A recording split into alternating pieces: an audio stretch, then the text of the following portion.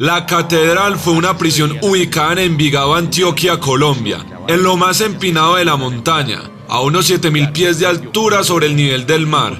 Por ninguno de sus lados tenía fácil acceso. El terreno podía medir unos 3.000 metros cuadrados. Se conoce como la prisión donde el jefe del cartel de Medellín fue encarcelado a cambio de no ser extraditado a Estados Unidos. Su encarcelamiento fue acordado entre el gobierno del presidente César Gaviria y Pablo Escobar.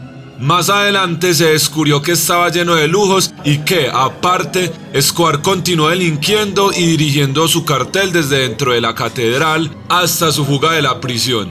La catedral es el nombre de la vereda en el que se construyó la cárcel, donde antes funcionaba un centro de rehabilitación de drogadictos.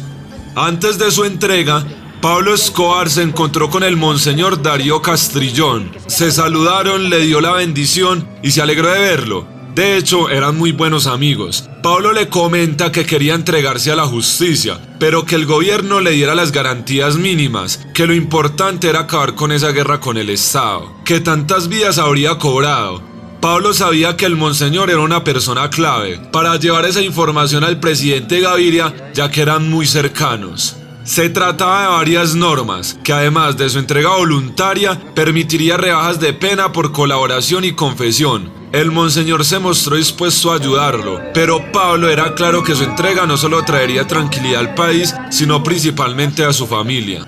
El jefe del cartel de Medellín eligió un área muy por encima de este valle, en las frescas montañas para su prisión, de diseño propio en 1991 como parte de un acuerdo que firmó con las autoridades colombianas. Para el 91, una década de construir un imperio de enemigos estaba provocando el colapso de la vida de Escobar a su alrededor. Un grupo de vigilantes llamados los Pepes lo perseguía y eventualmente asesinaría a más de 300 de sus asociados y familiares. Estaban en guerra con el cartel de Cali. Había visto a compañeros narcotraficantes como Carlos Ledere extraditados a Estados Unidos, a otros como los hermanos Ochoa entregarse para cumplir una condena en cárceles colombianas y a otros como Gonzalo Rodríguez Gacha, alias el Mexicano, morir en enfrentamientos con la policía.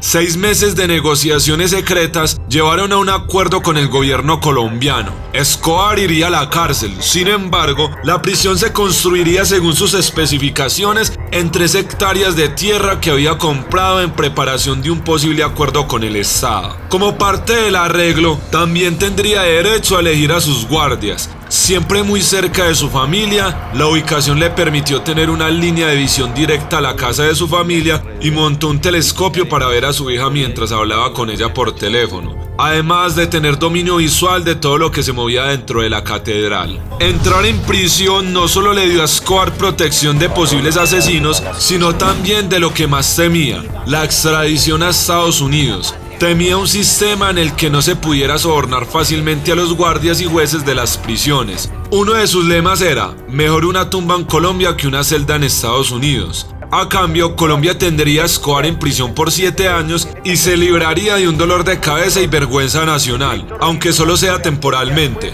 Los bombardeos y los sobornos de Escobar habían llevado al Estado al punto del colapso en la década de 1980. El acuerdo también puso fin a los costos y el tiempo invertidos en la persecución interminable del jefe del cartel. El 19 de junio de 1991, Escobar llegó a la prisión en un helicóptero Bell grande para cumplir su condena. Pablo se había vestido como siempre, con un blue jean americano, unas zapatillas Adidas de taches blancos, una camiseta italiana de botones y solo llevaba una pistola Sig Sauer que siempre portaba. El complejo se llamaba La Catedral. La referencia no era religiosa sino un guiño a su grandeza.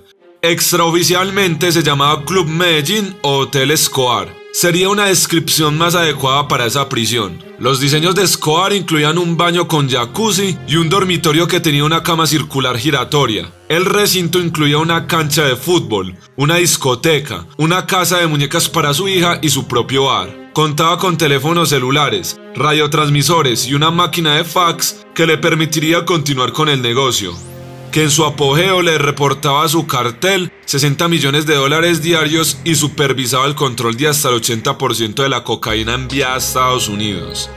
Escobar decía que era el lugar perfecto, ya que a las 6 de la tarde se llenaba de neblina y amanecía tapado. Pensaba en la necesidad de construir refugios antiaéreos, pues siempre tuvo la obsesión de que sus enemigos de Cali lo querían matar con bombas tiradas desde un avión. Mientras Escobar vivía en la catedral, su familia hacía el viaje desde Envigado para visitarlo 3 o 4 veces por semana. Al igual que amigos, futbolistas profesionales y prostitutas cuando lo deseaba. Organizaba fiestas de drogas y alcohol con regularidad. Meses después, Pablo cumpliría su promesa. Aprovechó la semana de celebración de la fiesta de las Mercedes, que en Colombia es la patrona de los reclusos, para traer hasta la cárcel a los 3 principales equipos de fútbol profesional de Antioquia: Atlético Nacional, Medellín y Envigado, con profesionales como René Higuita el Loco, Lionel, Álvarez, Faustino Asprilla, Andrés Escobar, en fin, todo el equipo que en esa época conformaba media selección de Colombia.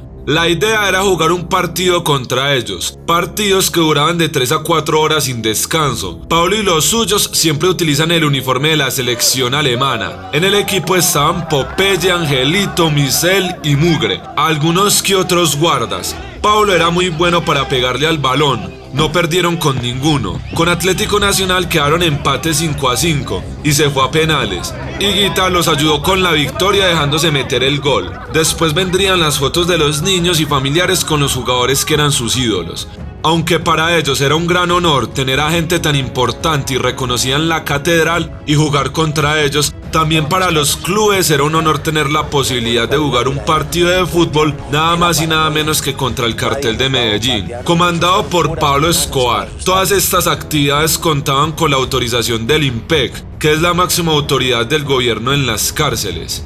Pero no todo en la cárcel podía ser legal, como los partidos de fútbol o las visitas de los abogados. Durante los primeros meses se dedicaron a planear sistemas de seguridad y formas de facilitar el ingreso de otros trabajadores de Pablo, varios de ellos con problemas judiciales. Además, amigas de los sicarios y de Pablo, gente conocida en la farándula o en la política que no querían que sus nombres aparecieran en los registros. Modelos, actores, actrices, reinas de bellezas, dirigentes políticos, artistas. Tenían una tienda que se llamaba La Bodega, en donde se coordinaban las cosas. Allí se vigilaba quién subía o quién bajaba. Dentro había un túnel que conectaba a la catedral, por medio de un citófono con cable subterráneo que conectaba una de las habitaciones de Pablo. Él ya sabía quiénes subían a visitarlo. Mucha gente importante de Colombia, gente buena, amigos sinceros, pero también gente hipócrita, de doble moral, que después salían a hablar mal de Escobar. En la catedral lo tenían todo: comodidad, comida a gustos de 2 chefs internacionales,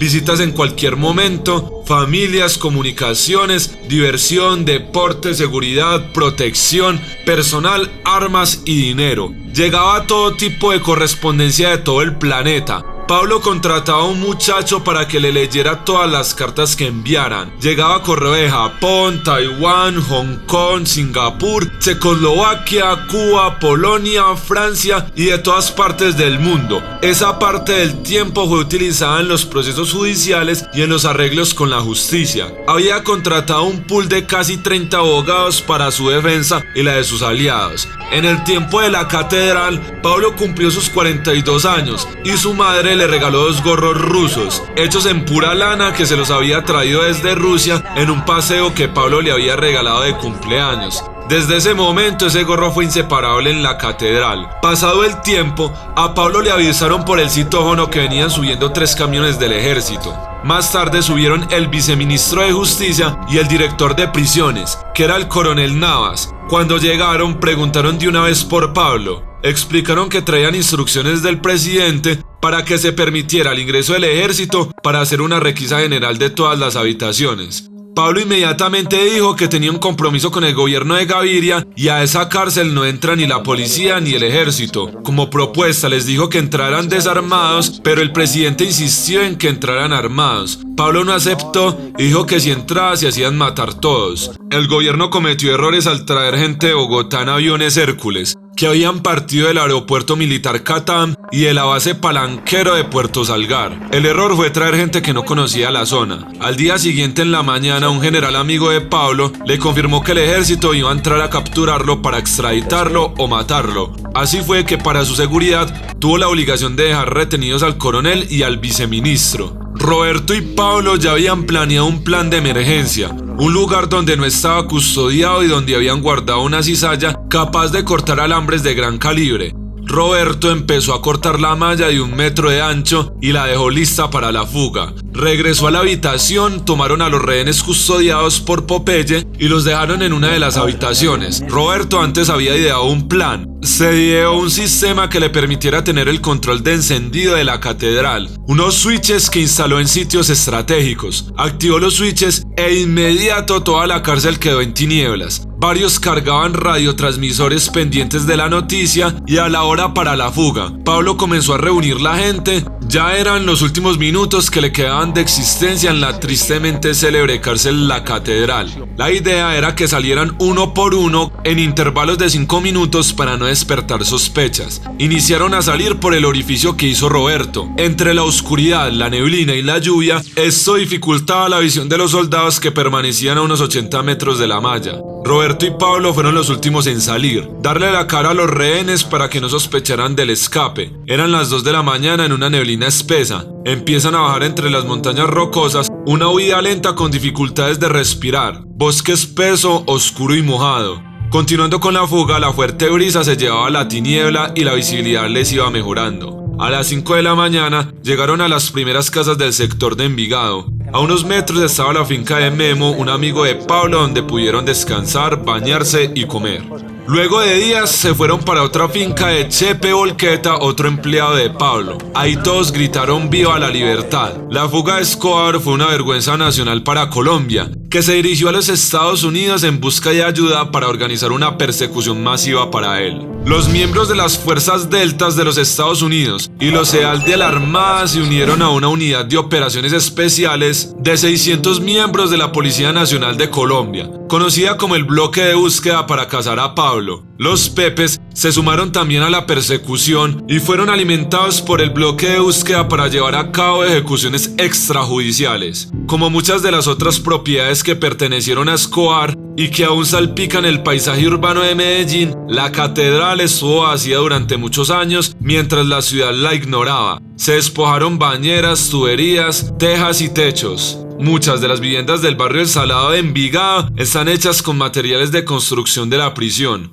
Los rumores de contenedores enterrados llenos de millones de dólares atrajeron a miles de cazadores, incluidos soldados y policías. Se desmantelaron las paredes, se excavaron los terrenos, nunca se encontró un dólar. Frustrados en sus intentos, los buscadores de tesoros a menudo se iban con un ladrillo u otro recuerdo de la prisión. De esta manera, la catedral fue arrastrada lentamente por la montaña durante la primera década después de la fuga de Escobar. Finalmente, poco quedó más allá de los cimientos. La propiedad pasó a manos de la ciudad de Envigado y en 2007, un grupo de monjes benedictinos de la benedictina Fraternidad Monástica Santa Gertrudis llegó al sitio para el estudio y la oración, viviendo algo cercano a una existencia ermitaña. Construyeron una capilla, viviendas, una cafetería y una biblioteca. La ciudad finalmente les cedió toda la tierra para que pudieran construir un asilo para los pobres y ancianos de Envigado. Recuerden suscribirse y darle a la campanita para que sigan recibiendo notificaciones cuando subimos un video. Subimos videos todos los días. Si te gustó el video, dale manito arriba, así ayudas a que otras personas vean nuestro contenido. Hasta el próximo video.